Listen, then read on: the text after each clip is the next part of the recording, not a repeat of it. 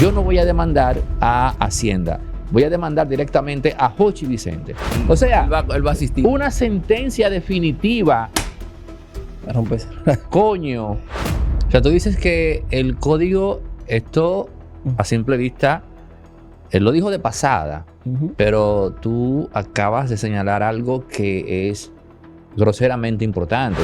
Él está buscando abogados, si no me equivoco. ¿Tú defenderías a Ángel Martínez? Entonces Hacienda, demandada en intervención forzosa, asume el pago de los honorarios del abogado, pero no de Hacienda, sino de Jochi Vicente. Con quienes están lavando dinero, funciona perfectamente bien y no le ponen trabas. Dinero del negocio de las sustancias aquellas. El otro día demandé responsabilidad patrimonial a un juez que dictó una orden de allanamiento sin motivación. Lo que hizo fue, pero yo no he demandado a Hacienda, para que Hacienda entonces sea la que costee los honorarios del abogado que asiste, no a Hacienda, sino al ministro. Todos tendrán derecho a demandar en responsabilidad patrimonial al Estado. ¿Y saben quiénes son los que pagan cuando recaen sentencias contra el Estado? El ciudadano común. Nosotros. O sea, nosotros pagamos las culpas. Según nuestro equipo de producción, que siempre hace la perfilación del lugar cuando hay un invitado, me hacen saber que tenemos en el set a uno de los abogados más costosos de República Dominicana, Julio Curi.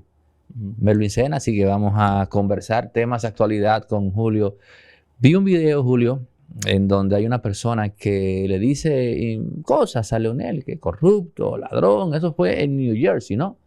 Entonces, me surge preguntarte, ya que tanto hablamos de difamación, injuria, el hecho de que una persona diga estas cosas en público frente a otra persona, en este caso, Leonel, legalmente hablando, ¿puede una figura pública pues arremeter contra esta persona que haya incurrido en esto? Bien, primero una corrección. No soy el de los más costosos. ¿El más costoso? No, tampoco. Vamos a decir el más influyente. Tampoco. Soy de los más quizás esmerados en el estudio, los que se preocupan por el saber, por actualizarse, porque sí tengo una afición por el derecho, por el saber. Y eso hace que entonces... exacto, no, sí. Que va. Adelante, bueno, Julio. A ver, mira, siempre y cuando se profieran expresiones ultrajantes, hirientes al derecho fundamental, al buen nombre, al honor, a la dignidad, delante de terceros, se incurre en los delitos de opinión. Aquí no hablamos de medios de prensa, sino de un espacio donde se habían congregado una cantidad considerable de personas. Entonces sí, expresar esos conceptos del expresidente Fernández sí configuraría, al menos en República Dominicana, el delito de la injuria. El delito de la injuria del Código Penal, no de la Ley 6132, no de la Ley 5307, que es la de delitos de alta tecnología. Que dicho sea de paso, es una ley, esta última, del año 2007. Para entonces no había ni siquiera medios digitales, ni siquiera redes sociales. De manera que como la vida es un fluir constante de cambios, es comprensible que lo que preveía aquella norma del año 2007, es decir, hace poco menos de 2 décadas, hoy sea anacrónica, haya quedado desfasada con respecto a las cosas que se ven, que se verifican. Porque la verdad es que creo que lo abordamos en un programa anterior, al que tuve el placer de estar aquí con ustedes. Aquí hemos estado asistiendo con una cierta indiferencia a los excesos a través de medios digitales y redes sociales. Pero bueno, ya eso es harina de otro costal. No, de eso podemos hablar bastante, pero adelante. Sí, yo el año pasado trabajé intensamente en un proyecto de ley que se me pidió del Poder Ejecutivo para regular el ejercicio del derecho de la libertad de expresión a través de esos medios que no existían entonces. Viajé a España, viajé a Colombia, traje la mejor doctrina alemana, la mejor doctrina española, la mejor doctrina, en fin, de toda Latinoamérica, porque somos como islas siempre de los países que llegamos de último a ese tipo de regulaciones. Ya eso se regula en todas partes. Y nadie quiere, como se ha dicho, ponerle una mordaza al otro. Lo que pasa es que tampoco uno se detiene a leer la Constitución. que es el texto supremo, ¿no? Y toda ley que contravenga la Constitución se sabe que está sancionada con la nulidad de pleno derecho. ¿Qué es lo que establece la Carta Magna? Que la libertad de expresión debe ejercerse respetando el derecho al honor, buen nombre y dignidad de los demás. De manera que di lo que tú quieras. Nadie aboga por la censura previa. Pero asegúrate de disponer de los elementos de prueba que te puedan permitir, en caso de que la persona ofendida accione contra ti, repito, de los elementos que acrediten la versión o la teoría que tú has aireado que ha ofendido a... Hay algo que me preocupa y tiene que ver con lo que dijo el presidente Luis Abinader en la semanal de este lunes en torno al caso Senasa. Y casi que cito cuando él dice, estoy a la espera, el Ministerio Público, lo que descubra el Ministerio Público. Él usó someramente esos términos, el presidente Luis Abinader, y eso me dejó pasmado. Me dejó pasmado porque, según lo que él dijo ahí, lo que dijo fue, bueno, en base a lo que determine el Ministerio Público. Un presidente de la República, y quiero pensar que en ese momento fue sencillamente quizás humanamente inobservante, pero que él no piensa así. Pero, o sea, la justicia como tal no se sostiene en lo que diga el Ministerio Público, que es simplemente la parte que acusa. Tenemos la parte que se defiende y tenemos al juez, que es ya quien decide. O sea, literalmente hablando, amén de la fascinación que sentimos nosotros porque el que acusa es el que suscita el mayor morbo, pero me pareció honestamente imprudente que en una simple declaración el presidente diga o se manifieste como que quien tiene la primera y última palabra es el Ministerio Público. Y que en cualquier caso, en este caso Senasa, se va a hacer lo que determine el Ministerio Público. Sin escuchar a la defensa y al juez que dé la sentencia en base a lo que pida el Ministerio Público. Cuando una persona que, y vamos a decirlo así, no ha salido 2 libros, escucha eso, esa persona asume que la justicia es, en términos monolíticos, el Ministerio Público. Eso para mí fue, y me disculpan la expresión, bueno, iba a decirlo, lo voy a retirar. Fue muy grave, muy grave. Tu reacción, Julio. El Ministerio Público es el órgano del sistema de justicia penal que investiga los hechos penales, los hechos punibles y persigue su sanción. Nada más. Pero no administra justicia. La última palabra, como tú bien has dicho, Neudis, la tiene el órgano, el juzgador, el Poder Judicial. Esos deslices, yo no vi la participación del presidente, estaba cumpliendo compromisos laborales fuera de la ciudad el lunes. Pero esos deslices me parece que vienen de la campaña del 2020, porque cuando él abogaba o prometía por la independencia del Poder Judicial, confundía un actor del sistema con el sistema. Con el todo. Con el todo, porque los jueces son independientes desde siempre. La Constitución de la República, como es secreto a voces, establece 3 poderes, o prevé 3 poderes, que es los poderes de Montesquieu: el ejecutivo, el judicial y el legislativo, independientes unos de otros. Entonces, la independencia del Poder Judicial nunca ha estado en cuestionamiento. Claro, sabemos que cuando se designaban los jueces por el Senado, había una obediencia política, pero todavía existe. Porque independientemente de que el Consejo Nacional de la Magistratura sea el que hoy designe a los jueces de la Suprema Corte de Justicia y el Consejo del Poder Judicial a todos los demás, que es con base en una carrera, la carrera judicial, siempre se apuesta a los ascensos a través de cuñas políticas. Pero lo interesante, lo Julio, que él prometía era la independencia del Ministerio Público, que era cuando él llegó al poder, un órgano independiente. Porque no sé si ustedes hacen memoria, quizás se recuerden que hasta la Constitución del 2010, no solamente el procurador y los 7 adjuntos de los 14 eran designados por decreto del Poder Ejecutivo, sino también todos los miembros del Ministerio Público, los fiscales, los procuradores de corte, todos los designaba a base de decretos el presidente de la República. Quien suprime eso es Leonel Fernández en la Constitución del 2010. Y luego viene la Ley Orgánica del Ministerio Público que refuerza esa independencia. Lo que sucede es que en la Constitución se le reservó al presidente la designación del titular, es decir, del Procurador General de la República, y 7 de los 14 procuradores generales adjuntos. Pero en realidad también es un órgano que en su conjunto era independiente.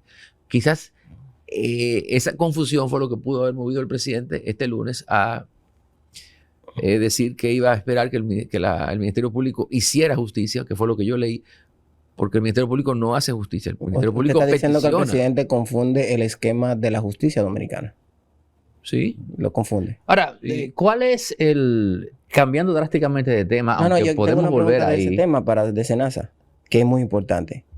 SENASA lo están comparando con el desastre que fue Banenter. Y todos sabemos el costo político que tuvo la situación de Banenter. Su expectativa en relación al caso de SENASA en comparación con el caso de Banenter y cuál sería la posible consecuencia de este nuevo caso al gobierno de turno, porque ya sabemos lo que pasó en el gobierno anterior, en ese Sí, gobierno. lo confunden con el monto. Lo comparan, sí. Es decir, lo comparan. No lo confunden, lo comparan. Pero aquí el Estado no tendría que emitir inorgánicos para poder cubrir el llamado hueco o hoyo de Banenter o de SENASA, que sería en este caso, que fue lo que movió en aquel entonces, en el año 2003, el deslizamiento del tipo de cambio y el alza jamás vista de las tasas de interés. Aquí se pagaba hasta un 40% por certificado financiero. Wow. Y el tipo de cambio llegó a encaramarse hasta un 60-1. Ya lo hemos superado, pero 20 y tantos años después. O sea, yo no veo que desde el punto de vista macroeconómico nos expongamos a una situación de dimensiones ni siquiera parecidas. Aquí lo que sí debe haber es sanción. Pero no solamente con los excesos de SENASA. Claro, yo no dispongo de elementos de prueba como para poder acusar, formularle acusaciones a nadie, pero se dice, y el rumor es insistente, aletea por donde quiera, que en el Ministerio de Educación también ha habido mucha corrupción en diferentes departamentos, en el Banco de Reservas, en fin, yo no sé dónde no ha habido, en el Ministerio de Obras Públicas. Y es bueno que esto haya sucedido porque fíjense que esta administración escaló los resortes del poder, aprovechándose del desgaste de una gestión de 16 años del Partido de la Liberación Dominicana, prometiendo que iba a hacer tabla rasa con la corrupción, a la vez de que iba a perseguirla. Y se ha perseguido de forma selectiva, porque la independencia del Ministerio Público es únicamente con respecto del PLD, pero no es independiente de la Fuerza del Pueblo, ni ha sido independiente del Partido Revolucionario Moderno, porque no ha habido acusaciones contra dirigentes importantes que hayan estado en posiciones de poder de este gobierno, ni tampoco de los años de Leonel Fernández. Nosotros no podemos seguir apostando a llegar al poder, levantándole horcas a la oposición. Aquí lo que hay que hacer es, desde mi punto de vista, ¿verdad?, sin alaracas, sin petulancia, perseguir el delito, los crímenes, ¿no?, los hechos penales que se cometan desde la administración pública, sin estar creyendo que con eso vamos a evitar que se cometan en la gestión propia. Tu valoración de Jenny Berenice como procuradora. Excelente. Ella ha sido la procuradora desde el año 2020. Miriam Germán fue más bien una posición, un premio, una posición decorativa, pero la verdad es que la gestión de Jenny Berenice fue lo que yo diría que salvó en gran parte esta administración las elecciones del 2024. Porque la gente quería sanción, la gente quería persecución. Ahora, ¿qué tenemos? ¿Cuál es el saldo 5 años después del PRM haber llegado al poder? Una sentencia de 7 años o de 5 años en contra de Danilo Medina que no es firme, que podrá ser revocada en apelación o podrá ser anulada en casación. ¿Pero cuál sentencia? ¿De qué tú La hablas? de Monsi, la del hermano de cuñado. Danilo Medina. El cuñado. El cuñado. Ah, no, y el No, del hermano. hermano. Alexis Medina. No ha habido otra sentencia que haya recaído en contra de funcionarios de la administración de Danilo Medina. 5 años después. O sea, tengo que concluir necesariamente que la lucha contra la corrupción ha sido deficitaria. Bueno, Deficitaria. Yo esperaba quizás. o sea, si yo hubiera sido, se me hubiese consultado, yo no hubiese hecho investigaciones de todo un periodo. Es decir, si tú vas a investigar a un funcionario, no le investigue los 4 años, porque las acusaciones se hacen pesadas, lentas, los expedientes Complica el voluminosos. proceso, vamos a decir. Claro, Ujú. persíguelo por un determinado hecho. En el caso, por ejemplo, del ex procurador general de la República, hay imputados que no tienen relaciones uno con otro porque son de hechos que se cometieron distintos, ¿no? De hechos que no tienen relación uno con otro. Pero esa es la realidad y probablemente lleguemos al 2028 y no tengamos una sentencia definitiva de ningún caso de corrupción. ¿Tú estás Faltan 3 consciente años. que el próximo paso de Jenny Bernice es ser candidata presidencial? ¿Tú estás consciente de eso? ¿Pero y con qué partido? Yo no sé. Ella la asocia, Digo, mucho, porque, ella la claro, asocia mucho a Leonel Fernández, podría ser. no, en ese partido. Ese es un partido que tiene sus candidatos ya desde ya elegidos hasta para el 2036, 2040. O sea, no hay posibilidades de crecer dentro de la fuerza del pueblo. Otra persona Bueno, que no sea apellido miren, Fernández, vamos a decir. No. No. Es un partido, a ver, hecho a imagen y semejanza de su líder. Y luego de su líder, de Omar. Del príncipe. Sí. Leonel, Danilo, ¿quién para ti tenía o tiene un mejor ADN de estadista? Qué pregunta más difícil, porque los dos fueron buenos estadistas. Se prepararon para ser jefes de Estado. Y no me atrevería a responder esa pregunta con un nombre. Vamos a ver, Melvin Sena, ayúdalo. Ok. Ayúdalo. Vamos a decir, no, le voy a formular la pregunta nuevamente. Pero ¿Cuál ha no- sido mejor presidente de los dos? Es que tienen los dos luces y sombras, como en toda gestión de gobierno. Las hay. ¿Pudiera compararse el actual presidente con lo estadista que fue el Danilo y Leonel en su momento? Habrá que esperar que termine este cuatrenio para entonces hacer, porque es un tanto injusto evaluar 5 años de gestión contra 8 y contra 12. Vamos a esperar que el presidente de la República culmine este segundo mandato y luego podemos hacer un ejercicio aritmético o analítico. A ver, volviendo a Jenny Berenice, usted dijo que ella básicamente salvó el gobierno en el primer cuatrenio, ya que ella era la procuradora que ejecutaba básicamente Detrás de. y que Miriam Germán solamente era una figura decorativa. Yo comparto esa opinión suya yo al 100%. Ahora bien, ¿por qué vemos ahora como un cambio en relación a que es Jenny la oficial, la procuradora oficial en este momento, a lo que fue la gestión del 20 al 24? Pero nada ha cambiado ahí. Nada ha cambiado. Porque, repito, la Dirección General de Persecución del Ministerio Público, al menos durante los 4 años de Miriam Germán, convirtieron a Jenny Berenice Reynoso en la procuradora. ¿Cuántas veces se puso la toga Miriam Germán? Ninguna. Ninguna. ¿Cuántas veces fue a defender los casos a tribunales? Porque el procurador Puede. le toca ir a un juicio. Sí, claro. No es que le toca, lo puede hacer. Se ha visto poco. Yo recuerdo que cuando se Quiero recordar un ejemplo, es Domínguez Brito contra Félix Bautista. fue a agotar un turno y se fue. Sí. Creo que fue la única vez que compareció a un tribunal con toga y birrete. Luego, Jean Alain, yo no lo recuerdo jamás haberse la puesto la toga. Y en este año, poco menos de un año que tiene Jenny Berenice Reynoso, yo no sé si se la ha puesto. Pero claro. Fue más como procuradora junta que como procuradora, vamos a decir. Sí, sí. Guido Gómez Mazara sale a defender al gobierno con una retórica a simple vista sólida. ¿Cuál es el mayor activo con el que cuenta el gobierno para su defensa? Es precisamente Guido. El mejor activo, nada, son sus realizaciones. Lo que sucede es que debo estar de acuerdo con el expresidente Danilo Medina, que le aconsejó al presidente de la República no prodigarse tanto, porque esa sobreexposición lo puede mover a él al hierro. Por eso dicen que el exceso siempre predispone a la equivocación.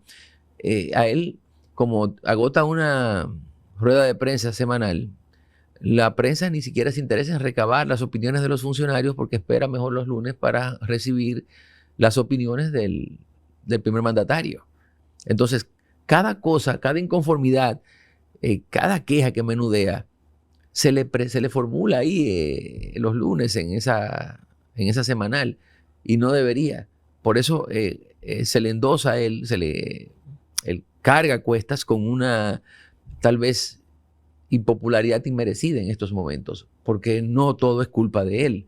Una gestión de gobierno es la suma de muchas voluntades de un gran equipo, y ahora tú me preguntas, mover al debate y colocarlo sobre el cuadrilátero a Guido para que pueda ejercer algún tipo de defensa con respecto a esta gestión de gobierno. Bueno, es una idea, me parece, hasta cierto punto inteligente, porque Guido tiene una prosa suelta, es un tipo inteligente. Bueno, atención a los atletas, la gente que tiene movilidad continua. Les tengo una muy buena propuesta para hidratarse. Bayfront no es agua mineralizada, es agua mineral. ¿Y qué significa esto? Muy simple, que es agua extraída directamente de la naturaleza, conservando todos sus minerales en estado natural. Agua mineral Bayfront, puedes ya buscarla en los supermercados del país. Pero nada más. Es el director de un instituto, de un organismo autónomo y descentralizado, pero él no puede meter las narices tampoco en asuntos que escapan a su jurisdicción. Ahora, hablaste de la semanal. El presidente entonces debería cerrar la semanal. Hacerla mensual. La mensual. Esa es en mi opinión. Yo recuerdo, lo que pasa que ustedes no estaban todavía en el debate, que hace muchos años, yo apenas era qué sé yo, esto habrá ocurrido a finales de los 90, cuando Leonel Fernández llega al poder, se persigue en el año 96 la rescisión del contrato de la Loto, de Leitza, que era la única que existía, y era un contrato que había dejado suscrito Joaquín Balaguer. Y nosotros fuimos abogados de don Edmond Elías, que era el propietario de Leitza, que en paz descanse. Y se enfrentaba a unos asiáticos que estaban promoviendo la resolución del contrato y tenían como abogado a Vincho Castillo, que tenía un programa que... La respuesta. La respuesta, yo no sé si existe, pero la tenía. Y entonces, al entablarse el litigio y nosotros salir como abogados de Leitza, cometió quizás el error de referirse a mí en un programa, y lo hizo catalogándome a mí de leguleyo, abogadista. Yo no recuerdo el término que utilizó. Entonces para mí, eso era hasta cierto punto un honor que él me dispensara atención, porque el del peso de él era mi papá. No sé por qué él se dirigió a mí, pero yo aproveché la coyuntura para ir a cada programa a responderle y a decirle esto, aquello, lo otro. Entonces yo recuerdo que hasta Tuey de Camps, que fue mi padrino de bodas, me suministró informaciones múltiples de don Vincho, y yo las esgrimía en el Cuarto Poder, en el programa de Julito Jacín, en fin. Y en una noche llegué a mi casa y encontré una nota de mi papá sobre la cama. Y él me decía, te has defendido lo suficiente. Ya, descarga la escopeta, que lo mucho, qué sé yo, como me decía, yo la tengo guardada, que lo suficiente no se convierte en demasiado, estás fatigando, porque yo estaba en todas partes diciendo lo mismo.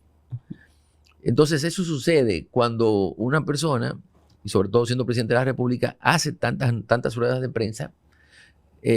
Yo creo que se sustrae, se pierde el interés de escucharlo, porque no solamente habla en la semanal, también lo hace. Pero es que la semanal fue diseñada como un mecanismo de opinión pública para tratar de setear la agenda de los temas nacionales, es decir, a través de las reacciones del presidente a las preguntas que se hacen, ellos al menos tratan de colocar ciertas cosas en la agenda de lo que dice el presidente. Naturalmente, como no existe plan perfecto, y la libertad que se da de que la gente pregunte. Hay preguntas, muchas, que terminan siendo las que se convierten en tendencias. Aún así, ellos siguen haciendo la semanal porque entienden que, en todo caso, todo gira en torno a lo que dice el presidente. O sea que, teóricamente, da resultado. Porque lo que quieren es arrebatarle a la oposición el monopolio de la dirección de los temas nacionales. Es por ahí que va el asunto. Yo no creo, Julio. Aneudis, no. Yo no creo. Eso, si tú, o sea, tú no crees en la práctica que sea así, pero ese es el ethos, ¿no? Con el cual ellos justifican que la semanal siga siendo semanal y no una mensual como tú propones. Si hubiese sido para controlar la narrativa, entonces Senasa no estuviese sobre el tapete. Claro, no, tenemos eso de que no existe un plan perfecto, bueno, la ley universal de las consecuencias imprevistas. Sí, pero de todos modos, yo reflexionara sobre la conveniencia de exponerme tanto, porque el abuso siempre predispone al hierro. Insisto en eso. Popularmente decimos que el que mucho habla, mucho yerra. Entonces, el presidente no tiene por qué ser el blanco de los dardos de la... Pero tiene eso que ver con el estilo de comunicación del presidente, que es un poco parco, poco lacónico, en contraposición, por ejemplo, a un Leonel. Es decir, a un Leonel tú sí le permitirías una semanal. Es que son distintos. A ver, Leonel es un tipo también bastante culto, bien formado, con una residumbre intelectual fuera de discusión. Entonces a eso también lo acompaña una prosa bien peinada, que le permite poder salir, defenderse, tal vez con más tino que el actual mandatario. Eso es un arte que se perfecciona con la lectura, con qué sé yo. A veces yo veo al propio presidente entrampado en sus respuestas porque es difícil poderle dar una explicación a la prensa cuando se desconocen. Qué sé yo. Yo hace tiempo que no iba a un programa a hablar de temas que no fuesen de derecho y solamente Aneudis me saca de mi zona de confort. Pero pienso que como ciudadano puedo dar mis opiniones. Yo le tengo una lectura a la semanal. Yo creo que la semanal vino a responder la mala gestión que comenzó la gestión del presidente en la vocería. Y ellos vieron el modelo que ya estaba establecido en México con López Obrador, que lo hacía a diario, no semanal. Charlatán. A diario lo hacía. Y lo que hizo el gobierno de la República Dominicana fue copiar ese modelo de comunicación, traerlo a la República Dominicana, dominicanizarlo. Sí.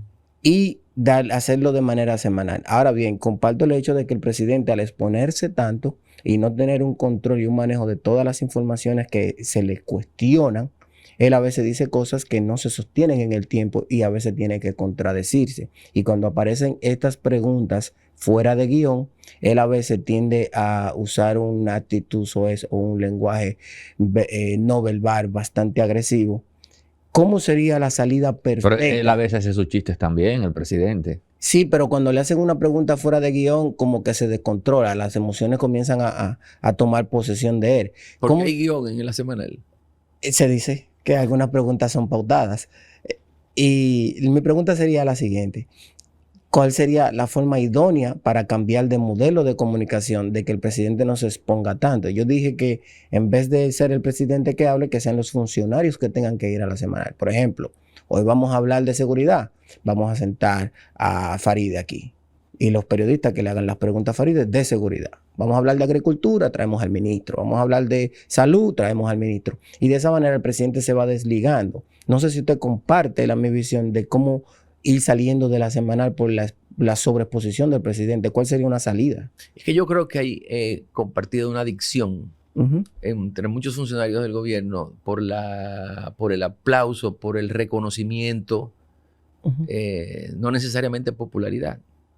A ver, el aplauso circunstancial. Yo me refiero a ser reconocido porque es que todos están permanentemente en los medios. Todos están ofreciendo declaraciones diariamente. digamos, excepciones, las hay, claro está. Pero, a ver, hagan un recuento, un ejercicio mental y verán que nos están agobiando con informaciones de todo tipo, quizás como dice Aneudis, para ir desviando la atención de la sociedad sobre temas que ellos no quieren que lo estén, ¿no? Que estén sobre el tapete. Y sabemos que hay problemas mordientes que nos empiezan a preocupar incluso de cara a un torneo electoral que, a pesar de que está bastante distante de esta fecha, pero se empiezan a hacer los ejercicios, ¿no? Y yo creo que quizás todos deben bajarle un poco, deben bajarle un tono, 2 tonos a esa exposición mediática. Tú has mencionado a Faride, yo creo que ya lo debe hacer. Sí. Lo debe hacer. Pero, ok, Faride estaría haciendo eso porque también en algún punto va a sorprender con su proyecto, o lo está haciendo para bajarse. Lo digo, o descalentarse. Lo digo porque es notorio la interacción de ella con gente de sectores populares. A mí la impresión que me queda es que ella quiere enfriarse con esos sectores con los que ella se calentó por el tema de las bocinas y el ruido. Yo lo veo por esa línea. Pero yo creo que los problemas de ella vienen desde el momento en que asumió el cargo, es decir, desde la senaduría del Distrito Nacional, y no cuestionó ya a partir del 2020 el precio de los combustibles, que fue su discurso durante sus 4 años en la Cámara Baja, la carrera de endeudamiento público, que fue quizás lo que más criticó durante también esos 4 años, 2016-2020, y ese silencio de ella le generó una impopularidad, merecida o inmerecida, pero la tiene. Entonces, la mejor manera ya de eludir ese pasado que le pisa los talones, yo no creo que sea manteniéndose en cada momento en la prensa. Ahora, sí le aplaudo que haya decidido soltarse de brazos y someter a la justicia a personas que se han excedido. Ángel Martínez. No solamente con ella sometió a la Torita también. Exacto, sometió a la Torita. Porque hay aspectos que, aún siendo ciertos, y no digo que en el caso de ella lo sea, porque obviamente que yo tampoco lo sé, pero de uno disponer de informaciones de ese tipo, uno no tiene por qué airearlas. Eso es una locura. Pero sí. Ángel Martínez está en un proceso ahora de reformulación de su equipo de defensa, pero él está buscando abogados, si no me equivoco. ¿Tú defenderías a Ángel Martínez? Mira, toda persona tiene derecho a la defensa. No, pero yo creo que la defensa de él no debe ser negativa, sino positiva. Es decir, admitir lo que hizo y tratar de llegar a penales abreviados. Ángel, detective, está en línea ahora mismo en Políticamente Correcto, y tengo aquí en el set a el prestigioso abogado dominicano Julio Curi, quien tiene algunos consejos para usted. Julio Curi es una persona de la mente más amueblada que hay en este país, tú lo sabes. Sí, claro. Gracias. Adelante, Julio, tus consejos para... ¿Pero dónde está él? ¿Está aquí? Eso está en el país. Yo pensé que había salido ya él. No, es que no lo dejan salir. ¿Lo está escuchando? Déjame darle a Julio. Me tienen con un grillete, un archivo archivado, no quieren mover ese caso de ahí de ninguna manera. Me tienen con un grillete, me tienen con fianza de 5 millones, de 10 millones, fianza altísima. Me tienen con 4 impedimentos de salida. Me tienen prácticamente secuestrado en este país. Yo no he matado a nadie, ni he vendido kilos de cocaína, ni nada de eso. No sé por qué se han ensañado contra mí. Tengo 4 meses aquí, Julio, y no hay forma de que esta gente me dejen ir a chequear los padecimientos. Tú sabes que yo soy un sobreviviente de cáncer y tengo que chequearme mensual. Tengo 4 meses que no me chequeo el cáncer. Tengo 4 meses que no me chequeo los stents del corazón, y así está mi caso. Adelante, tu reacción, Julio. Digo yo que quizás lo que te puede convenir, Ángel, es que tú hagas una defensa positiva y no negativa. No niegues el hecho, sino al contrario. Bueno, yo dije esto, dije aquello. lo hice sin intención, pudo haber sido movido por informaciones inexactas que me proporcionaron en su momento y nada, tratar de buscarle salidas alternativas al proceso penal a cada acusación que se te ha hecho. Julio, yo tengo ahora mismo, me quedan 3 acusaciones, me quedan. Faride, Milagro Germán y una en Santiago, porque la de Gori se cayó prácticamente. Me quedan 3. De 38 se han caído todas y ya me quedan 3. Yo le he pedido, me he retratado de todas las formas posibles con Faride Raful, Milagro Germán y Gori Moya. Y no hay forma de que esta gente acepten.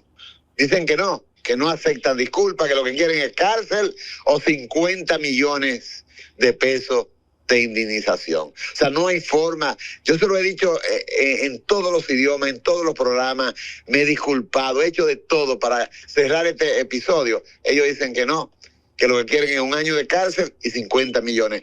Y la justicia de este país, los fiscales de este país, el Ministerio Público de este país, manda 2 fiscales a todos los casos, a todas las audiencias que yo tengo, manda 2 fiscales y trata siempre de lo que ellos quieren es meterme a la cárcel. Esa es su posición, que yo debo estar preso, que no debo estar con un grillete en la calle, porque soy un peligro público para este país. Esa es la posición del Ministerio Público. Mira, aún así puedes llegar a un penal abreviado de forma parcial, es decir, reconociendo el hecho y dejando la discusión de la pena imponible al tribunal, ¿no? O sea, para que sea el tribunal quien la decida, porque si aquí yo no conozco a nadie que por delitos de opinión haya guardado prisión, ni antes ni ahora. No hay nadie. Nadie está privado de libertad en un recinto carcelario por delitos de prensa o de opinión. O sea que yo no creo que él sea el primero. Aun cuando se te imponga la sanción privativa de libertad, se te va a suspender. A todos se le suspende la prisión. Y lo que se pide es que te abstengas de beber alcohol durante 6 meses, que no portes armas de fuego. En fin, esas son las condiciones. Oye, nadie me había hablado así como tú estás hablando. ¿Por qué tú no me das una cita? Y perdona, me gustaría consultar más privadamente contigo. Oye, yo sé quién tú eres, tú me conoces. Y me gustaría sentarme contigo porque veo que tú me estás dando salida a una situación que la veo sin salida prácticamente. Me gustaría, Neudi, que tú intervengas en esto y que me consiga una cita con Curis. Bueno, ¿qué dice Julio Curi? Sí, lo hablamos, claro. Bueno, ahí está, detective.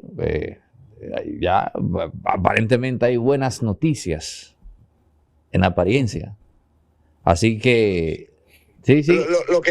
Lo que yo quiero añadirte para tus oyentes y para tu programa es que no entiendo cuál es el propósito que tiene este gobierno, este sistema. Me tiene 4 meses aquí. Yo he estado en los 4 meses 18 días preso. Un juez me mandó 7 días a la cárcel. Dije por desacato, porque yo estaba exigiendo mi derecho. O sea, 18 días preso en 4 meses. Es una aberración contra este ciudadano. ¿Me entiendes? No, tú dices que no tiene cárcel. Este supuestamente delito que yo cometí de audiencia, no tiene cárcel. Pero yo me he pasado 18 días en la cárcel. ¿Cómo es eso? Me sacan de un barco en alta mar. Esto es una indecencia. Esto es inaceptable lo que están haciendo contra mí, Julio. Sí. Bueno, gracias, detective. En contacto y esperamos tenerlo pronto por acá.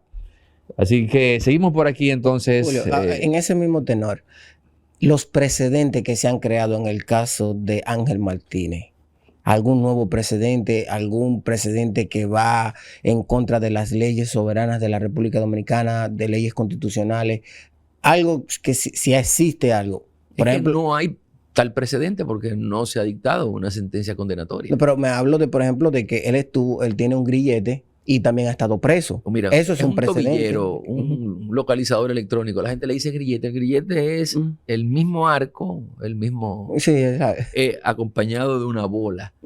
No, ese es el llamado grillete. Aquí lo hemos bautizado así, pero no es un grillete. Es una medida coercitiva, una medida de aseguramiento. Ambas, pero si usted está detenido, ya ustedes saben dónde usted está. No, él no está detenido. No, pero en un momento sí estuvo detenido. Bueno. Y tenía el localizador en la pierna. Sí, pero el localizador se le impuso con ocasión de una solicitud de medida de coerción de otro proceso, Ok. por el que fue privado preventivamente o fue arrestado, Ujú. fue por otra cosa, fue por la discusión, el llamado delito de audiencia. Entonces debieron retirarle el localizador. No, porque el localizador es por otro caso, Ok. ¿entiendes? O sea que sí aplicaba. Pero yo supe, y él me Sí, dijo a claro, mí, sí. que uno de los casos se lo cambiaron a criminal y que por lo tanto por default le iba a tocar No, prisión. criminal no. Las infracciones penales son de 3 tipos, ¿verdad? Contravenciones de simple policía, todavía, hasta que entre en vigor el nuevo Código Penal. Delitos, los delitos son todos aquellos tipos penales que no aparejan penas aflictivas e infamantes. Y crímenes, que sí son aquellos cuyas reclusión menor, reclusión mayor, en fin, degradación cívica. Los delitos de opinión, incluso los que más severamente se sancionan, que son los que se cometen a través de los medios electrónicos, la ley 5307, contemplan penas privativas de libertad de hasta 1 año. Eso es un delito. De manera que no hay crímenes. Es un delito. Es el tipo penal que está en el intermedio entre el crimen y la contravención. Ok. Él se acaba de referir al nuevo Código Penal. ¿Usted tuvo la oportunidad de No, estudiarlo? porque el nuevo Código Penal no puede retroactuar, ni No, siquiera ha entrado no, en vigor. No, me refiero a que si tuvo la oportunidad de estudiarlo y si tiene una opinión ya sobre él. No, Alfredo Pacheco me visitó hace un cierto tiempo en mi oficina y me entregó el proyecto del Código Penal para que se lo opinara. Pero pretendió que lo hiciera yo pro bono, ¿Qué es Era pro bono? Gratis. gratis.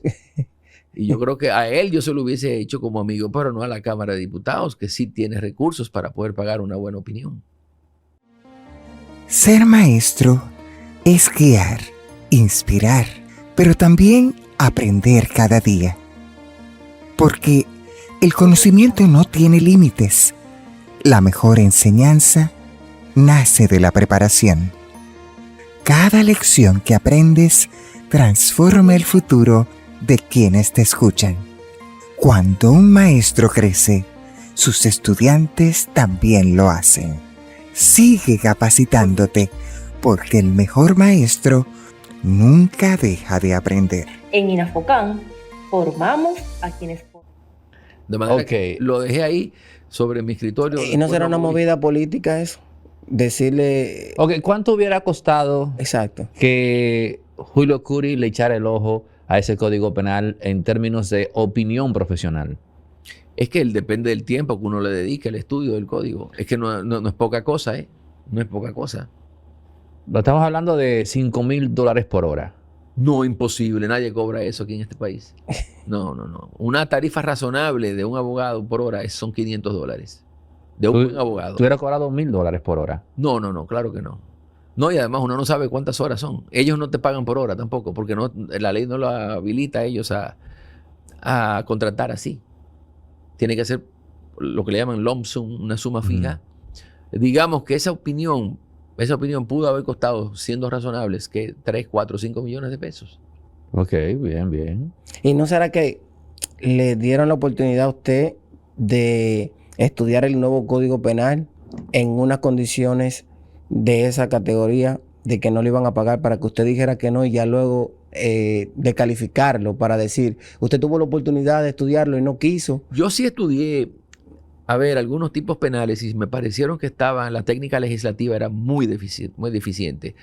Y le escribí al presidente de la República y le dije que tomara en cuenta que en la medida en que no se describa una conducta típica de forma correcta, el Ministerio Público y los jueces podían abusar de esa imprecisión, de ese nivel de abstracto de la descripción del tipo penal para incurrir en arbitrariedades. Se lo advertí. Él me preguntó que de qué forma eso podía suceder y yo se lo dije, pero había mucha gente también presionando para que se aprobara. Fue ya siendo presidente. Sí, No fue ahora, reciente, el año pasado.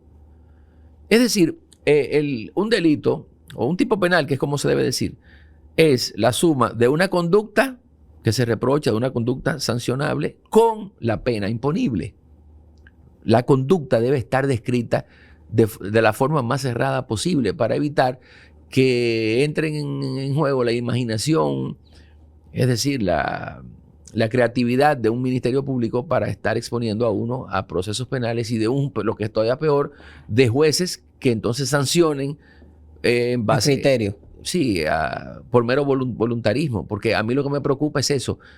Ese código penal que nosotros todavía tenemos, que es el código napoleónico, pero con algunas modificaciones puntuales, pero describe correctamente cada tipo. O sea, estafa es hacer uso de un nombre o calidad supuesta o falsa para hacer estafar o utilizar empresas inexistentes. O sea, cada cosa, cada conducta está descrita.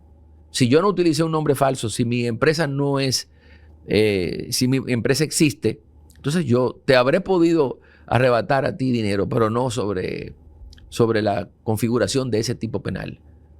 O sea, tú dices que el código, esto a simple vista, él lo dijo de pasada, pero tú acabas de señalar algo que es groseramente importante. Tú dices que el código que se va a desplazar tiene una ventaja, si se quiere, no sé si decir taxonómica, en el sentido de que goza de una mayor precisión a la hora de describir tal o cual delito que el código que va a entrar en vigencia. Mira. Eso es grave, Melvin Sena. Lo que se debió haber hecho no es promulgar un nuevo código penal, sino modificar el que tenemos, porque lo que se pretendía, a fin de cuentas, era incluir una serie de tipos que no existían entre nosotros. La prevaricación, que aunque está ahí en el código actual, es apenas una sanción, pero no es un tipo penal. El enriquecimiento ilícito, que estaba sancionado, pero no descrito en la ley de declaración jurada patrimonial. La corrupción administrativa, el tráfico de influencias. Entonces era cuestión de tomar nuestro código penal, del que ya tenemos una jurisprudencia bastante prolija, y modificarlo. ¿Cómo? Haciendo la inclusión de lo que se pretendía. Pero no lo que hemos hecho, que es importar al país un texto ese es el teléfono que se mueve así, importar un texto que se aprobó fuera de nuestro territorio. Igual que el Código Procesal Penal. Ese código no es nuestro. Aquí no se trabajó eso. Aquí se habla de que se le hicieron ajustes para poderlo adecuar a nuestra legislación, pero ese es un código que nos impusieron los norteamericanos y empezó a entrar en vigor en Argentina. El Código Procesal Penal. El procesal penal. Dices que no es de nosotros. No. En lo absoluto. No lo es. Pregunta. Aquí pocas cosas son nuestras, ¿eh? Vamos para allá ahora. ¿De casualidad es en ese Código Procesal Penal norteamericano en donde está el tema de las famosas leyes de lavado de activos? Esa ley, no, la ley de lavado existe. La tenemos desde el año 2002, la 70. Sí, pero ¿de dónde llegó? Ya, claro, también impuesta. Sí, impuestas. Y la modificación también del 2017. Sin mencionar nombre, porque esto que voy a decir ahora esto es grave. Trata de explicarme, Julio Curi, porque con toda seguridad que tú sabes de eso. ¿Cómo es que en República Dominicana tenemos leyes de lavado de activos que se aplican a Melvin Sena, a un servidor, a quien sea? Te lo digo porque todos los meses, cuando llegan los pagos del extranjero, eso es un lío para sacar ese dinero. Y yo le digo al oficial, no, pero ya Google depositó los pagos de YouTube. Y no, que tú sabes que la ley tienes que mandar esto y esto. Y yo, damn. O sea, burocracia. Pero tú y yo sabemos que ese mismo banco, repito, no mencionemos nombre ni nada porque esto es delicado, con quienes están lavando dinero, funciona perfectamente bien y no le ponen trabas. Dinero del negocio de las sustancias aquellas. Dinero de negocios que se dan sustrayendo capital del Estado. Con esa gente el dinero fluye y no hay trabas. Todo es, si se quiere, dinámico. Explícame esa discrepancia. Vamos a llamarle esa disonancia burocrática. Explícame eso. Yo no sé. porque tampoco tengo fuentes de información como para poder asegurar que haya esa discriminación. Sí la hay, Julio Curi. La hay. O sea, cuando tú recibes los pagos de YouTube, aquí que tienes que presentar como... En buen dominicano, un reguero de cosas. Y que conste que no menciono nombre de banco porque mi interés no es afectar a una marca como tal. Ahora, yo, y tú lo sabes también, porque aquí hay dinero negro, ¿o no lo hay? Claro que sí. ¿Y ese dinero negro se maneja paralelo a la banca? Claro que no. En algún punto, ese dinero sí o sí tiene que entrar a la banca para blanquearse. Entonces, ¿cómo es que un ciudadano normal, digo yo, me creo normal, ¿no? Tiene tantas trabas para sacar su dinero. No para que se lo acrediten a la cuenta. Bueno, también, eso mismo y todo eso. Ellos no te lo acreditan hasta que tú no cumplas con una serie de exigencias que ha establecido. Vamos a llamar evidencias. Sí, evidencias de que se ha prestado el servicio, de que es lícito lo que se ha hecho. Creo que es eso. Sin embargo, en Estados Unidos, esos procedimientos no son tan estrictos.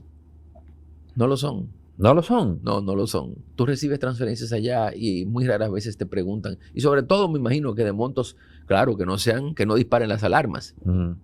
¿Verdad? Porque podemos hablar de 50, 30 mil, 40 mil dólares. Eso no... Okay. Es que si procede de banco y sobre todo si llega a Estados Unidos, yo no sé cuál sería, por medio de transferencias bancarias, cuál sería la traba, la dificultad. A través del sistema SWIFT, que es lo más seguro que hay en el mundo. SWIFT, ajá. Que es el dinero, lo mandan de Estados Unidos a todos los bancos del mundo a través de un sistema que garantiza seguridad y que evita... Si la transferencia viniera de Nicaragua, de Venezuela, del Congo, qué sé yo, pero bueno, si viene de Estados Unidos, si viene de España, si viene de Francia, que son países que tienen una regulación bastante más segura, más estricta que la nuestra, ¿por qué aquí dificultarle las cosas al dominicano? No lo sé. Refiriendo a otro tema importante, Julio, la cantidad de presos preventivos que tenemos en la República Dominicana. Es una locura. ¿Qué opinión le merece y cómo podríamos mejorar esa situación? Nada, ese es el tráiler de toda película. Se ha puesto muy en boga, sobre todo a partir del 2020, porque era la manera de hacerle creer al ciudadano corriente que ya había recaído sanción sobre el imputado. Prisión preventiva. Sabemos que la prisión preventiva, como toda otra medida de coerción, es de carácter excepcional y tiene que ser adoptada solo para prevenir la elusión, la fuga del imputado del proceso o que obstruya la investigación. Si no se encuadra en una de esas dos razones, no ha lugar a imponer prisión preventiva. Pero aquí es un deporte, o fue un deporte, porque los jueces eran notarios de la voluntad del Ministerio Público. Algunos todavía lo son, o sea, papel carbón de lo que peticionaba el Ministerio Público. Se hace camino al andar, decía el poeta Antonio Machado. Yo estoy contribuyendo mucho a eso. El otro día demandé responsabilidad patrimonial a un juez que dictó una orden de allanamiento sin motivación. Lo que hizo fue recibir la solicitud del Ministerio Público y 2 horas después dar la orden de allanamiento calcando lo que peticionaba el Ministerio Público. Eso no se puede. Óyeme, pero entonces, ¿cuál es el papel? ¿Cuál es el papel del juez? ¿Hacer caja de resonancia de lo que el Ministerio Público pide? No, tú tienes que establecer ahí por qué estás autorizando el allanamiento. Tienes que motivar la razón por la que entiendes que con base en las pruebas que te ha aportado el Ministerio Público se puede justificar esa invasión a la privacidad del domicilio de una persona. ¿Y cómo tú pudiste descubrir que ese juez no está en estado de fallo, hizo... está en el TCA. Pero ¿cómo tú pudiste descubrir que ese juez no hizo un basamento, digamos, jurídico del lugar? ¿Cómo descubriste eso? Leyendo su decisión. Es que carece de motivación. Son jueces que se arrodillan al Ministerio Público. Y ese es hablamos de independencia del Poder Judicial, pero, a ver, para llegar a ese nivel tendremos algún día que tener jueces que dicten sentencias o decisiones, pueden ser resoluciones también, con base a los elementos de convicción que le aportan las partes y haciendo un estudio razonado del derecho aplicable, pero no sirviendo de sellos pretintados del Ministerio Público. ¿El nuevo Código Penal contempla algún tipo de mejoría para Miren, esta todas las situación? solicitudes de prisión preventiva que se le hicieron a Kenya Romero, Ujú. todas, a José Ramón Peralta, a Donald Guerrero, a Jean Alain, en fin, ¿cuáles no? ¿Cuáles rechazó ella?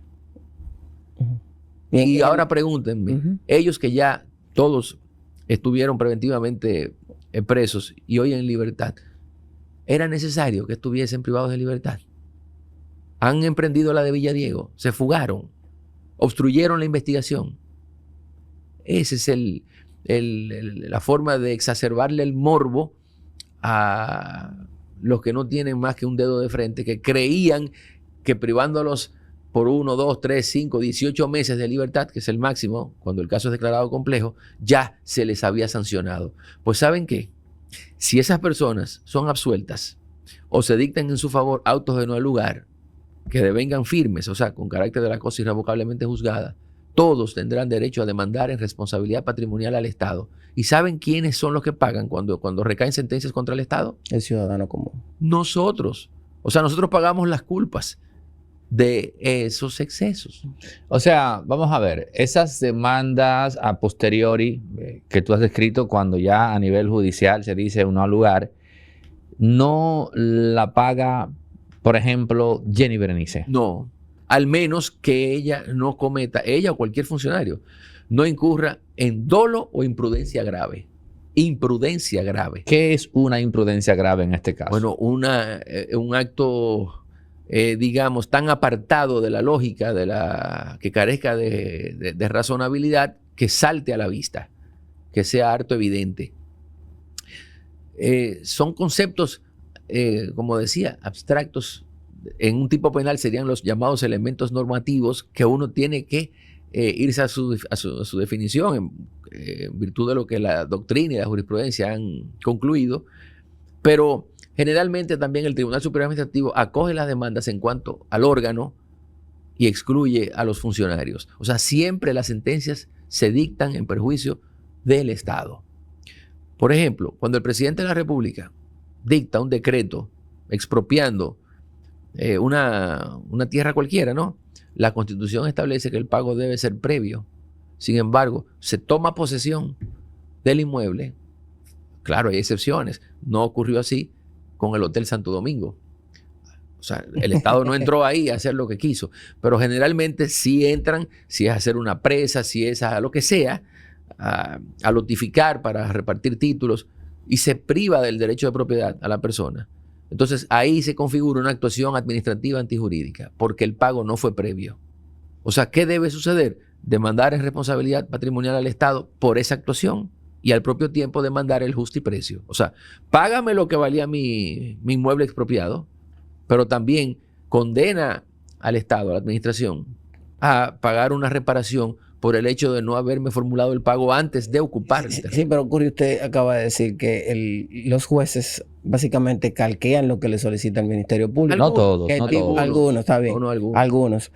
¿Qué garantía tendría un ciudadano que el Estado tiene un exceso de esa categoría de que le van a garantizar reconocer sus derechos y le van a dar una indemnización cuando son los mismos jueces que cometen el exceso? Se le da. Aquí se han dictado sentencias de miles de millones de pesos en contra del Estado. ¿Y la ha pagado el Estado? Sí. ¿Seguro? Sí.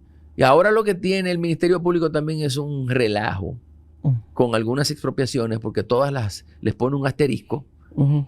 Y entonces hace oposiciones sin tener ningún tipo de crédito que exhibir en contra de la persona afectada. Y le dice a Hacienda, no la pague. Y Hacienda, porque no es juez de la oposición, no la paga. Entonces uno tiene que ir a demandar el levantamiento de la oposición. Una persona que se burló del sistema a través de un equipo que tenía ahí para eso, ¿no? Fue Jochi Vicente, el exministro de Hacienda. No pagaba las sentencias firmes que condenaban al Estado. Y eso dio lugar a que en un caso en el que yo participo fuera él, a título personal, demandado en responsabilidad patrimonial. ¿Y en qué pasó ese caso? ¿Sabe lo que hizo? ¿Qué hizo? No, todavía se está instruyendo, lleva como 5 o 6 audiencias. ¿Sabe lo que hizo para justificarse? Y para no pagar él los honorarios, que fueron bastante crecidos. Se le pagaron 8,5 millones de pesos al abogado que está defendiéndolo. ¿Pero lo pagó de su bolsillo o lo pagó? No, ahí voy a explicar. ¿Qué hizo? Una jugada habilidosa. Logró que Bienes Nacionales, que es un organismo que depende de Hacienda, interviniera voluntariamente en el proceso y Bienes Nacionales pusiera en causa, a través de una figura que se llama demanda en intervención forzosa, al Ministerio de Hacienda, que no fue demandada por nosotros. Entonces Hacienda, demandada en intervención forzosa, asume el pago de los honorarios del abogado, pero no de Hacienda, sino de Jochi Vicente. Yo creo que comprendí. Espérate, yo creo que comprendí. Tú decides como abogado demandar directamente a Jochi Vicente. Porque ahí hubo imprudencia grave. No, pero ahí sí déjame explicárselo a la gente. El impago. Déjame explicárselo a la gente, perdona. A la gente que nos está viendo. Tú como abogado decides demandar a Jochi Vicente a título personal por un impago que hizo el Ministerio de Hacienda sobre sentencias o una en particular que el ministerio decidió no pagar a pesar de tener una sentencia definitiva. Exacto. Entonces tú dices, bueno, ya hay una cultura de no pago por parte de Jochi Vicente. Yo no voy a demandar a Hacienda, voy a demandar directamente a Jochi Vicente.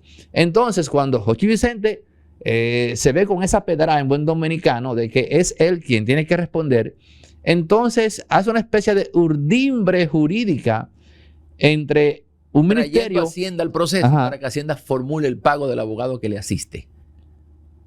O sea, el Estado pagó. Pero mira, pero espérate, Julio, aquí hay algo que tú mismo no has, y es interesante. Bueno, cuando a Hacienda le toca pagar, porque es un asunto legal que le toca por una sentencia definitiva, sí, yo digo que Hacienda no va a pagar, atento a mí. Así es. Pero cuando hay que pagar mi abogado, yo hago que Hacienda pague. Correcto. Y tú no le dijiste a Vicente en una carta, por lo menos. Él no ha ido al proceso. Él va a asistir. Una sentencia definitiva. Coño. Y el carajo en cuestión no paga. Pero cuando tiene que pagar él de su bolsillo, este pedazo de carne hace entonces que Hacienda pague. 8 millones. Yo no sabía que ese carajo llamado Jochi Vicente, a quien le cogí mala gana humanamente, con el caso de la señora aquella que supuestamente era la... Yo no sé cómo esa señora era la dueña de los terrenos del aeropuerto. No sé, porque es una señora de escasos recursos. No sé cómo se da eso. Eso fue monte. Eso fue monte en un momento dado. Pero ella era la propietaria, en verdad. El aeropuerto estaba aquí. Aquí en el Olímpico, en el Olímpico. Y es Trujillo quien... No, es Balaguer quien lo mueve, ¿no? No, Trujillo. A las Américas. No fue en el 74 eso, cuando se hace el Centro Olímpico para los Juegos del Caribe. Pero déjame decirte una cosa, Neudi, que es la coyuntura. Mira, yo no soy moralista. Se presta para... Pero lo que tú me estás diciendo me da asco. Sí. Eso fue una estratagema. Es decir, interviene voluntariamente. Mira cómo, para haciendo un símil. Tranquilo, fluye. Mira, yo demando a Melvin. Y Melvin está dirigiendo Hacienda. Entonces Melvin hace que un organismo que depende de él intervenga en el proceso motu propio, es decir, voluntariamente, y que ese organismo entonces ponga en causa a Hacienda. Pero yo no he demandado a Hacienda, para que Hacienda entonces sea la que costee los honorarios del abogado que asiste, no a Hacienda, sino al ministro, que voluntariosamente no quiso pagar. Perdón, voy a hacer una aclaración. En el año 2021, la Cámara de Cuentas, para que ustedes vean que no se puede relajar con la administración pública, la Cámara de Cuentas me contrató junto con Eduardo Jorge para que nosotros planteáramos una acción inconstitucional en conflicto de competencia en contra del Ministerio Público y una nulidad en contra del allanamiento a que la sucede de que fue objeto. Ustedes lo recuerdan.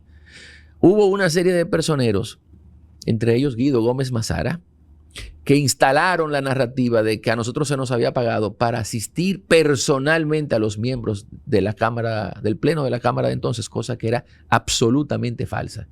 Guido llegó al extremo de ir a poner una denuncia penal en contra mía en el 2021 y en contra del entonces presidente de la Cámara de Cuentas, Hugo Álvarez. Eso era falso. Pues resulta, para que ustedes vean que el tiempo pone todo en su sitio, que aquel proceso que inició la Cámara de Cuentas para desconocer el contrato nuestro fue rechazado ya por sentencia firme por la Suprema Corte de Justicia y le condenó a la Cámara de Cuentas a pagarme una indemnización por daños morales, uno de 6 o 7 procesos que se abrió contra la Cámara, de 4,5 millones de pesos que ya se cobraron. Y, ¿te lo pagaron? Sí. Ah, mira. Y lo otro, pagó el Estado. de los 6, 7 que todos todavía siguen ahí, porque, casi todos los falló en contra del Tribunal Superior Administrativo y la Suprema Corte de Justicia, todas las sentencias las casó. O sea, las anuló y están todas devueltas en el Tribunal Superior Administrativo. Y hay una de 9 millones, que es el duplo de los honorarios que percibimos, o de 10 millones, ahora no recuerdo, que ya está a punto de ser dictada. Nunca es bueno agarrar el rábano por las hojas. Esa narrativa era falsa y lo que pretendía era lesionar el nombre mío personal como abogado por colocarme un San Benito, también al colega Eduardo Jorge Prats. Pero el tiempo ha pasado, perdono a los que se prestaron a ese juego sucio. Y por supuesto también a Guido, que cayó en la trampa o no se ha movido por qué intereses él hizo lo que he dicho. Antes de irnos, El paso, querella o denuncia Sí. que... O sea, tú dices que tú le ganaste ese caso a Guido, entonces. No, porque no fue a Guido. Guido se prestó a hacerse eco de ese relato que andaba circulando de que nosotros habíamos prestado servicios a los miembros, que es lo que tú has criticado ahora, con razón, molesto, de que Jochi Vicente haya utilizado un estratagema para pagar su defensa. Con dinero de Hacienda. Claro. Cuando él no pagó con el dinero de Hacienda lo que legalmente correspondía porque había una sentencia definitiva. Eso es asqueante. Pero en el caso de la Cámara de Cuentas, las cosas que nosotros hicimos, los 2 procesos, fueron interpuestos a nombre de la Cámara de Cuentas, que perseguía el de conflicto de competencia, del que luego desistió el pleno anterior de Janel Ramírez y del santiaguero aquel, que le pagaron a una abogada más de lo que nosotros cobramos para que persiguiera la nulidad de nuestro contrato. Y no lo logró. No consiguió nada. Y se perdieron ahí 8 o 10 millones de pesos también. Y mucho tiempo también. Entonces Bueno, desistieron de aquella acción que lo que pretendía era que el Tribunal Constitucional determinara si el Ministerio Público podía narigonear a la Cámara de Cuentas, diciéndole a qué órganos o organismos de la administración pública tenía que auditar. Porque lo que pasó, recuérdense que cuando eso fue allanado, se dijo al término del allanamiento que se habían recabado pruebas ahí que comprometían la responsabilidad penal. Hasta se bautizó ese caso como caso Caracol, de los entonces miembros del pleno que presidió Hugo Álvarez. ¿Dónde está el sometido? Y es cierto, ya para cerrar con esto, es cierto que Hugo Álvarez le confesó al propio Wilson Camacho que no había tales auditorías como tal porque en la Cámara de Cuentas se maquillaban. No creo. No, mira, antes de ir aclarando, en 1959 fue cuando Trujillo inauguró las Américas. En el 69, Balaguer inauguró una nueva terminal que lo moderniza. En el 2002 le cambian el nombre a José Francisco Peña Gómez. Mi pregunta, es que no podemos ir sin esta pregunta. Yo digo que extraditar a dominicanos que reclama Estados Unidos es un negocio del capaperro. ¿Por qué? Porque para irse a Estados Unidos a enfrentar la justicia, se le tiene que exonerar los casos o no entiendo el término jurídico que lleva, sino que el caso pendiente de la justicia aquí no procede para que esa persona pueda enfrentar la justicia en Estados Unidos porque no puede ser perseguido 2 veces por el mismo delito. Aquí, cuando van a Estados Unidos, esos imputados hacen negociaciones con el Ministerio Público de Estados Unidos, con el Departamento de Justicia de Estados Unidos, llegan a acuerdos que luego esa persona le dan información a cambio de sentencias que son más ligeras. Sí. Regresan al país y el Estado tiene que devolverle todos los bienes que esa persona tenía, a cambio de la información que esos imputados le dieron al gobierno de Estados Unidos, de los políticos y los militares aquí en la República Dominicana que le ayudaban a sus fechorías, y ya luego Estados Unidos utiliza esa misma información para presionar el gobierno local sin importar el partido. ¿Qué opinión le merece sobre ese tratado que tenemos en la República Dominicana que básicamente no nos beneficia en nada en cuestión de El extradición. tratado es meramente de extradición, no tiene Sí. que ver con decomisos Ujú. de bienes. Porque de lo que genera tu molestia, tu queja, es que los bienes que han obtenido narcotraficantes aquí Ujú. no son decomisados por sentencia de tribunales y por tanto cuando ellos cumplen allá su Hay que condena, devolverle vienen todo. aquí y lo detentan, lo usufructúan de nuevo. Ujú. Es eso, pero ahora tenemos un instrumento legal que es la extinción de dominio, que dicho sea de paso, yo no he visto todavía el primer proceso de extinción de dominio, pero bueno, en algún momento empezaremos, porque en esos casos ya no habrá decomiso por la vía penal, pero sí puede haber extinción de dominio. Bueno, señores, Bien. gracias a Julio Curi por compartir con nosotros sus reacciones en términos jurídicos a distintos, múltiples casos que se tocaron acá y unas cuantas revelaciones que él hizo también. Atención al diario Hackeando el Sistema Sí. para que se encargue de postear eso. Y a ustedes, los que no se han suscrito, háganlo. Este es el momento de hacerlo. Compartan, comenten, den like. En pie, hasta el próximo. Ahora quiero conversar con todas las personas en República Dominicana que a nivel empresarial o personal tienen en su agenda comenzar o continuar sus proyectos de podcast y hablarles un poco de Resorte Media. Decirles que ya otras figuras importantes de República Dominicana están confiando en Resorte Media, sus instalaciones, diseño, línea gráfica, en fin, todo lo que tiene que ver para garantizar que tu proyecto salga al aire impecable. Profesionales como Miguel Franjul, su programa Entre Periodistas, se graban acá en los estudios de Resorte Media. La doctora Lipni Valenzuela también graba acá en nuestros estudios, entre otros, ¿no? Estamos hablando ya de más de 30 programas que graban sus episodios acá. También está el colega y amigo Noel de la Rosa con su canal, su podcast Doble Moral, uno de los de más éxito en los últimos meses. También está Carmen Orozco con su podcast RD Bajo Ataque, por solo citar, ¿no?, algunos de los proyectos que se graban acá. Tú también puedes visitarnos, te esperamos con un buen café o si lo tuyo es el té para que conozcas la experiencia de hacer tu proyecto acá con nosotros. Y también no se puede quedar las orientaciones de un servidor para que tu proyecto tenga éxito sí o sí. En el 829-741-361 puedes escribir y agendar tu visita por acá. Estamos muy bien centralizados, ¿no?, en Bellavista, casi llegando a la Núñez, entre Sarasota y Bolívar. Así que te espero por acá.